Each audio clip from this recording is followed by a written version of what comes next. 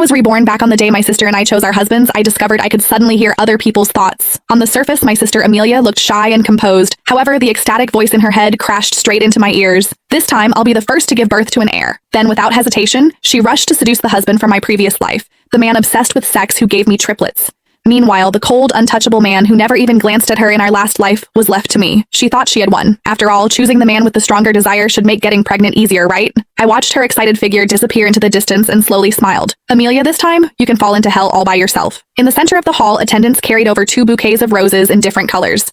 The black roses represented Marcus Zillman, the eldest son of the Zillman family and first in line to inherit the family. He leaned back in his chair with a blank expression, like a perfect but cold sculpture. The white roses represented Noah Zillman, the younger son of the Zillman family. He was the illegitimate child. A faint smile rested on his lips, making him look gentle and refined. Before I could even sort out my thoughts, a voice suddenly rang in my ears. This time, I'll be the first to give birth to an heir. It was my sister Amelia Foster's voice. Instinctively, I looked toward her, only to realize her lips were tightly pressed together. She hadn't spoken at all. Her eyes were locked onto the bouquet of white roses like a hunter staring at prey. Just wait, I'll steal him away soon enough. Her voice sounded again. In an instant, I understood. I had been reborn, and somehow I could hear other people's thoughts. From the meaning behind Amelia's words just now, she had clearly been reborn too. Otherwise, she never would have said something like, be the first to give birth to an heir. Sure enough, the next second, she stood up and picked up the bouquet of white roses. Right in front of everyone, she shyly pressed a kiss to the roses. Then she walked straight over to Noah and handed them to him. Mr. Noah, please take care of me from now on. The headmistress of the bridal academy immediately spoke when she saw this. Jane, since Amelia chose Noah, you'll marry Marcus. As soon as those words fell, unconcealed triumph flashed through Amelia's eyes. She was laughing in her heart. Jane, this lifetime you'll be the one living like a widow. In our previous life, Amelia had rushed to choose Marcus first in order to become the lady of the Zillman family.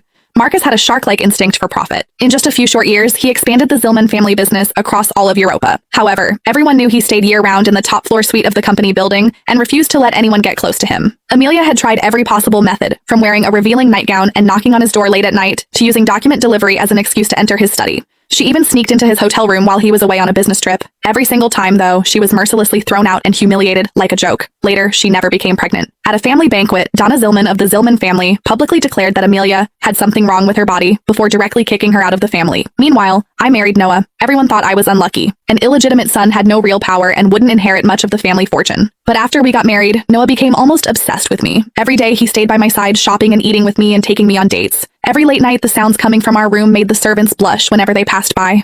Later, Marcus suddenly died. The autopsy report showed heavy metal poisoning as the cause of death, but nobody knew who did it. Noah inherited the entire Zillman family, and I went from being the wife of a family outcast to becoming the Donna of the Zillman family. Amelia became jealous to the point of madness. She invited me out shopping, only to drag me off the rooftop of a mall so we would die together. The moment the feeling of weightlessness swallowed me whole, I only heard her screaming, "Why do you get to live better than me?"